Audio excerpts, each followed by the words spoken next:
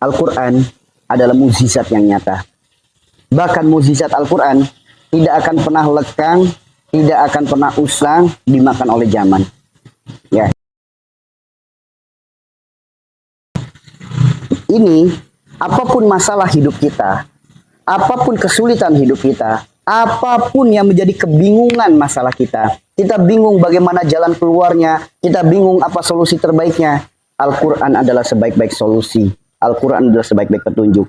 Maka Pak, mintalah kepada Allah agar diberikan solusi terbaik lewat perantara Al-Quran. Dengan kita peluk Al-Qurannya. Peluk Al-Qurannya, kemudian kita berdoa kepada Allah. Ya Allah, hamba memohon kepadamu ya Allah.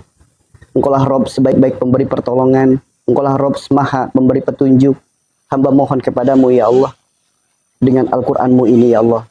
Hamba mohon petunjukmu, jalan keluar terbaik dari masalah hamba. Atau penyakit hamba, atau masalah hidup hamba. Itu tinggal disebutin apa masalahnya. Ya, hamba mohon kepadamu dengan berkahnya sholawat, hamba bermunajat. Dalam keadaan posisi masih tutup mata. Kemudian buka Al-Quran, asal buka aja, nggak usah disetting di mana, ngasal buka. Pertama kali terbuka, mana yang terbuka, kita buka mata. Lembaran mana yang pertama kali muncul, ayat apa yang pertama kali muncul yang kita lihat, langsung sentuh dengan tangan. Ketika sentuh dengan tangan, baca. Itu terjemahannya, itulah jawabannya. Ya, itulah jawabannya. Contoh, misal, ya Allah, hamba memohon kepadamu, Engkau maha tahu keadaan hamba, Engkau maha tahu penyakit-penyakit hamba, Engkau maha tahu ya Allah segala sensasi yang hamba rasakan, Engkau maha tahu ya Allah masalah yang terus datang silih berganti. Hamba sadari itu semua disebabkan karena dosa-dosa hamba. Engkaulah Rob yang maha penyembuh, Engkaulah Rob yang maha baik. Hamba mohon ya Allah, tunjukkan kepada hamba jalan sehat, jalan sembuh segala penyakit-penyakit hamba. Bersamamu ya Allah, hamba berserah diri atas bimbinganmu, atas pimpinanmu. La ilaha illallah Muhammad Rasulullah. Asal buka aja. Pertama kali buka mata, nggak usah disetting, mau buka yang kanan, mau lihat yang kiri, nggak usah. Pertama kali yang dilihat mana, sentuh dengan jari kita. Setelah disentuh, lihat. Ini surat apa, ayat berapa, baca terjemahannya. Dan sungguh kami telah memberikan ilmu kepada Daud dan Sulaiman. Dan keduanya berkata, segala puji bagi Allah yang melebihkan kami dari banyak hamba-hambanya yang beriman. Nah, ini dari sini. Oh, ternyata saya belum ketemu jawabannya. Baca 5 ayat kemudian. Ternyata belum ketemu lagi. Baca 5 ayat sebelumnya. Pasti ketemu jawabannya. Pasti, teman-teman. Gak mungkin enggak. Pasti ketemu. Ya, pasti ketemu. Gak mungkin enggak. Pasti ketemu. Oke? Pasti ketemu. Jadi Al-Quran itu mukjizat yang nyata. Kita meminta sama Allah agar diberikan petunjuk lewat perantara Al-Quran, pasti akan mendapatkan petunjuk. Ya, karena Al-Quran itu apa? Disebutnya apa? Obat bagi manusia. Namanya manusia, baik dia orang Islam, baik dia orang non-Islam, minta solusi, minta petunjuk lewat perantara Al-Quran, pasti dapat petunjuk. Manusia loh ya. Kalau bagi orang beriman, nggak usah pakai ragu. Kan yang dipanggil ya Yuhannas. Karena nggak semua manusia percaya dengan Al-Quran. Jika yang dipanggil ya ayyuhalladzina amanu, orang beriman udah pasti percaya dengan Al-Quran. Tapi nggak semua manusia percaya dengan Al-Quran. Makanya cara untuk mengetahui sebetulnya diri kita beriman apa belum sih? Itu teman-teman. Ya, tuh. Bahkan gini teman-teman. Ada kisah nyata di luar negeri. Di mana ada seorang muslim, bapak-bapak. Beliau punya sahabat, anak muda, anak kuliahan. Ya, di mana anak muda ini setiap kali ada masalah selalu curhat kepada bapak-bapak muslim tersebut. Namun ada satu hal yang unik. Apapun masalahnya, beliau ceritakan kepada sahabatnya itu yang orang tua. Dari sahabatnya bapak-bapak itu menyampaikan apa? Tuh, ada buku, asal buka buku, apa yang kamu lihat, apa yang kamu baca, itu jawabannya. Setiap kali ada masalah dia curhat, dia selalu membuka buku tersebut. Dibuka, setiap kali dia lihat itu jawabannya. Sampai apa? Sampai kejadian itu beberapa kali terulang. Begitu beliau pulang ke rumah, beliau langsung kepikiran, itu buku-buku apa ya? Kenapa setiap kali saya curhat kepada sahabat saya, sahabat saya selalu bilang, buka buku itu. Dan ajaibnya, setiap nasihat yang ada di buku itu adalah jalan keluar yang terbaik. Sampai akhirnya sahabat itu kembali lagi. Saudaraku, ini buku-buku apaan? Setiap kali saya curhat, engkau selalu memberikan saran, silakan buka buku itu. Karena apa yang kau buka, apa yang pertama kali kau lihat, itulah jawabannya. Ini adalah kitabku, kitab suciku, kitabnya umat Islam. Seketika anaknya saking takjubnya, kemudian tumbuh keimanan yang kuat, ajak aku, bimbing aku agar aku masuk Islam. Tuh teman-teman. Al-Quran itu petunjuk bukan hanya untuk orang Islam. Allah menyebutnya ya ayuhan nas, untuk seluruh manusia. Kenapa bukan ya ayyuhalladzina amanu? Bagi orang yang beriman pasti sudah percaya dengan Al-Quran. Namun tidak semua manusia percaya dengan Al-Quran. Tidak semua manusia percaya dengan Al-Quran. Namun bagi orang yang beriman pasti percaya dengan Al-Quran. Pasti. Jadi tidak ada keraguan.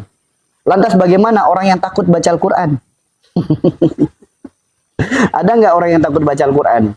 Ada orang anxiety takut baca Al-Quran. Orang anxiety takut baca Al-Quran. Ya, seperti itu ya teman-teman ya. Ya, silakan dipraktekkan. Silakan dipraktekkan. Silakan. Buka Al-Quran, asal buka. Apa yang pertama kali lihat, itulah jalan keluarnya. Anak saya remaja, di lehernya ada benjolan. Kalau badannya panas, suka membesar. Benjolannya di belakang telinga sini bukan? Nah, di sini ngejendol. Hampir semua orang, apalagi anak-anak, itu kalau demam pasti kelenjarnya membesar, itu pasti. Ya, kelenjarnya di sini biasanya. Makanya anak-anak yang gampang sakit, gampang demam, gampang ngedrop badannya, biasanya kan sininya ngejendol tuh. Nah, itu kelenjarnya. Ya, itu kelenjarnya. Itu seperti itu. Dulu juga kita waktu kecil di sini kan ada yang ngejendol kecil nih di sini nih. Nah, itu kelenjar itu namanya. Itu kelenjar. Dari mana datangnya itu? Dari mana datangnya itu? Ingat, leher disebutnya wilayah Nabi Ismail. Nabi Ismail adalah simbol anak yang soleh. Leher adalah batas antara dunia dan akhirat. Adanya kita di dunia, kita dilahirkan dari orang tua kita. Adanya kita di akhirat meninggalkan warisan, yaitu anak keturunan kita. Siapapun orang yang memiliki penyakit pada lehernya, pasti punya masalah dengan orang tuanya. Orang yang memiliki penyakit pada lehernya, pasti punya salah pada anak-anaknya. Kenapa? Dampak daripada penyakit leher, efek daripada masalah pada orang tua, itu akan langsung muncul penyakit pada lehernya. Contoh, ada perkataan yang menyakiti orang tuanya, nggak pakai lama muncul sakit di leher. Entah itu radang tenggorokan, entah itu amandel, entah itu batuk, entah itu kelenjar getah bening, itu pasti akan muncul. Atau yang sering kejadian juga, banyak orang yang nggak paham. Ada suami istri berantemnya di depan anak, udah pasti anaknya nanti akan muncul penyakit-penyakit di leher. Ya, anaknya akan muncul penyakit di leher, orang tuanya pun akan muncul penyakit di leher. Ya, jadi kalau kita berantem dengan pasangan, amit-amit gitu ya. Kita berantemnya itu sampai perkataan-perkataan kasar, semua itu keluar dan disaksikan oleh anak. Lihat, anaknya pasti akan muncul penyakit pada lehernya. Pasti, teman-teman. Tuh, makanya segala penyakit yang ada di leher, perbaiki. Jika Anda seorang anak, perbaiki hubunganmu dengan orang tuamu.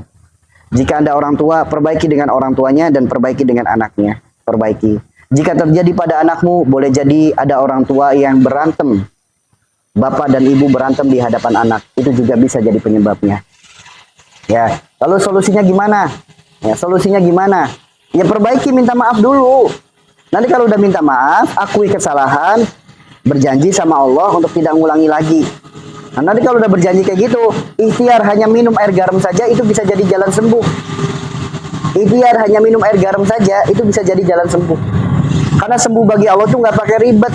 Karena jika Allah sudah menghendaki sembuh, bersin aja bisa jadi jalan sembuh. Karena Allah tuh nggak pakai ribet.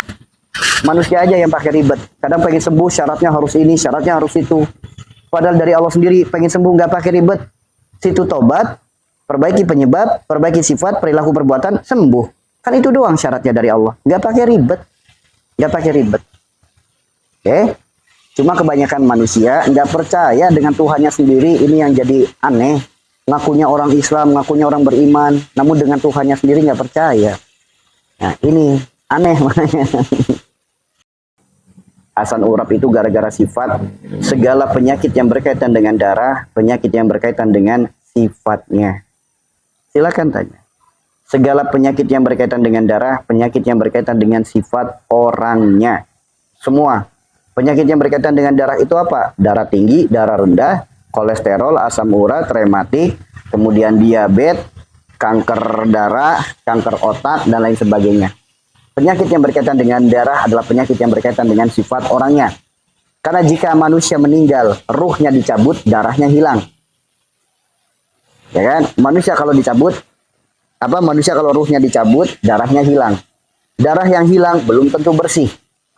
Lain halnya, orang yang sifatnya baik, orang yang perilakunya baik, orang yang perbuatannya baik, ketika ruhnya dicabut, darahnya hilang, darahnya juga bersih. Itulah kenapa orang-orang soleh ketika dimakamkan jasadnya utuh, bahkan wangi. Namun beda halnya dengan kita para pendosa. Ruhnya dicabut, darahnya hilang, belum tentu bersih. Kenapa? Karena ada sifat perilaku perbuatan kita yang gak baik, menjadikan darah itu kotor. Ingat, Allah Maha Suci, yang diambil yang bersih saja. Yang kotor masih mengendap dalam jasad kita. Itulah kenapa ketika dimakamkan, sisa-sisa darah yang masih mengendap dalam organ tubuh kita, itulah bibit-bibit belatung yang akan menggerogoti jasad kita ketika di alam kubur. Ya, jadi belatung itu bukan dari luar tubuh manusia, belatung itu dari dalam diri manusia. Jika ada penyakit berkaitan dengan darah, maka perbaiki sifatnya. Perbaiki sifatnya. Ya, contoh, orang yang memiliki penyakit darah tinggi, ini karena memiliki sifat tinggi hati. Tinggi hati itu apa? Sombong. Tinggi hati itu sombong. Kemudian dampak dari kesombongannya akhirnya jadi apa? Jadi emosional, jadi pendendam, jadi egois. Itu efek dari sombongnya. Itulah kenapa orang yang darah tinggi, orangnya gampang emosi. Orangnya egois. Orangnya pendendam. Emang ada orang darah tinggi yang gak emosional? Gak ada. Orang yang darah tinggi pasti emosional orangnya. Mudah sekali marah, gampang sekali marah. Iya, pelan-pelan ya Bu ya. Pelan-pelan ya. Pelan-pelan. Begitupun orang yang darah rendah. Kenapa? Karena memiliki mental yang lemah.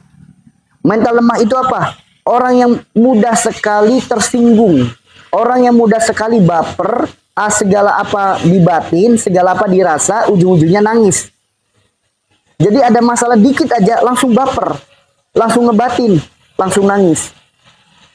Ya, langsung nangis. Sok saya tanya, yang punya penyakit darah rendah, Anda baperan nggak?